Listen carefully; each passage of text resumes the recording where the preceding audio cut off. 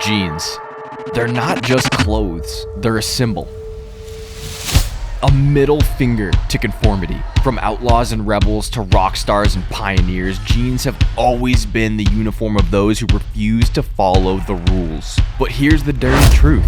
That rebellious spirit, it's been sold out. The industry shipped overseas, chasing cheap labor and cutting corners in a race to crank out cookie-cutter denim. Most jeans today are a watered-down version of what they're supposed to be. We're not playing that game.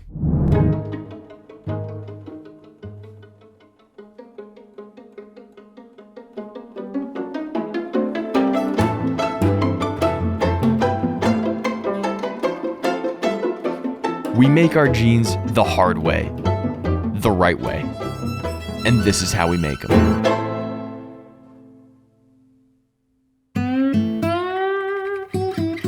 It all begins with cotton, a crop that thrives in the warm climates of the southern United States. This is Mark Lassiter, a third-generation cotton farmer in eastern North Carolina. He runs his family cotton farm with his brother Donnie.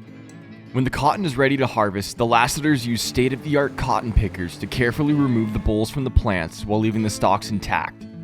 Modern cotton harvesters can pick up to 190,000 pounds of cotton in a single day.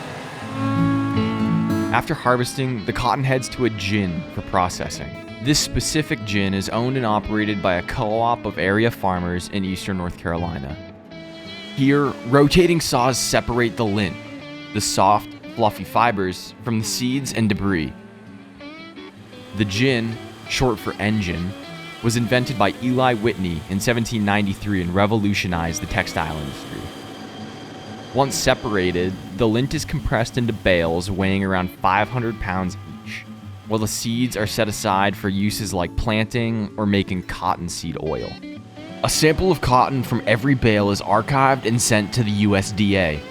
These samples are used to grade the cotton on qualities like fiber length, strength, and color, a process that ensures consistency and determines its market value. This archive also acts as a record of each bale's origin, keeping the supply chain traceable.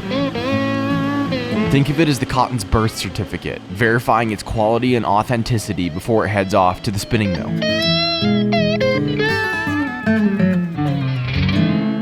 After ginning, the cotton is sent 3 hours west to a spinning mill in Rockingham, North Carolina.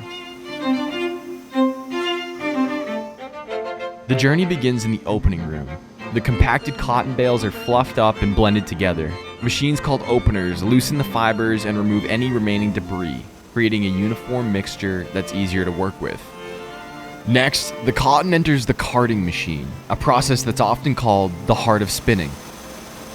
Here, the fibers are combed through a series of fine wires that align and untangle them into long, soft strands. The result is a delicate, web-like material that's condensed into thick ropes called slivers. The slivers are then sent through a drawing frame, where multiple slivers are combined and stretched to improve consistency. This process evens out the fibers, ensuring that the yarn will be uniform in thickness and strength. By the end of drawing, the cotton is ready for its final transformation. In the spinning frame, the slivers are drawn out even further and twisted into yarn. This twist is what gives the cotton its strength and elasticity, making it durable enough to handle the weaving process. The amount of twist can be adjusted to create softer or tougher yarns, depending on the intended use. Once spun, the yarn is wound onto spools, ready to move on to the dyeing stage.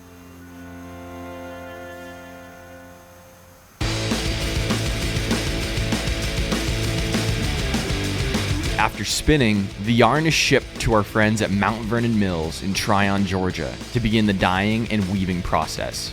It starts with the creel, a large machine that holds hundreds of yarn spools.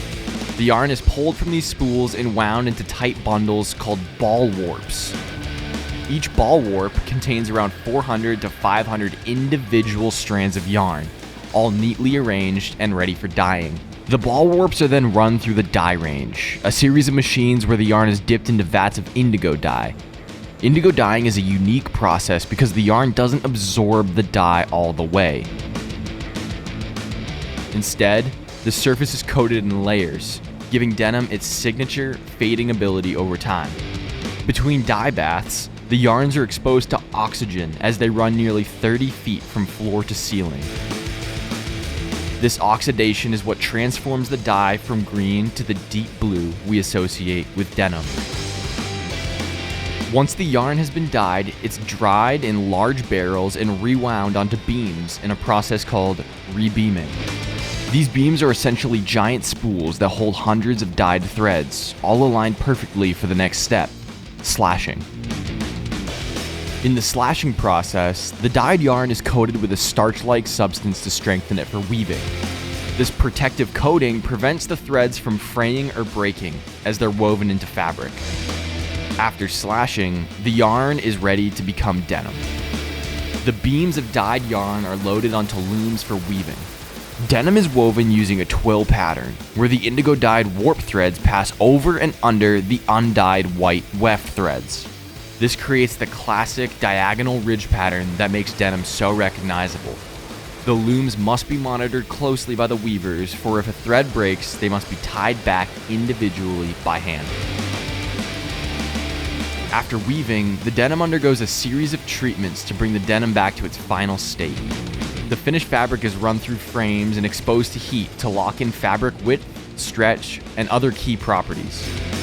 Any irregularities in the weave, dye, or texture are flagged and corrected.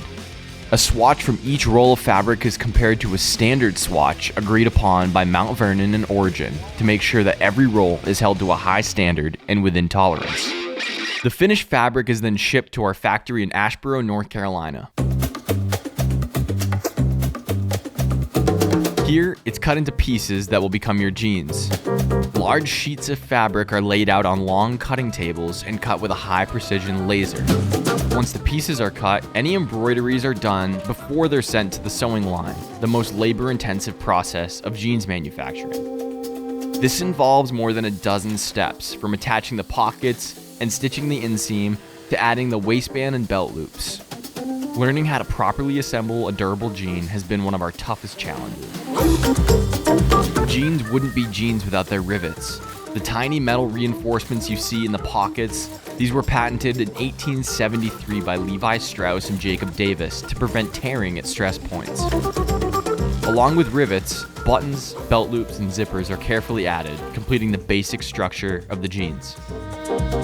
Most jeans are washed before they're sold to achieve their signature look and feel.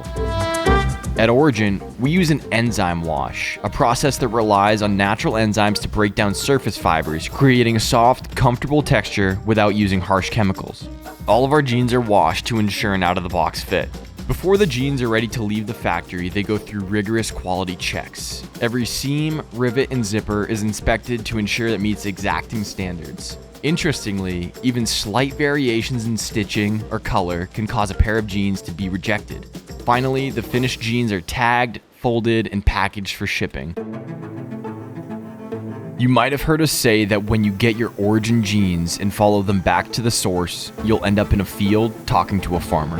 That's because we don't cut corners. We go all the way. Dirt to shirt, field to finish, fiber to fabric.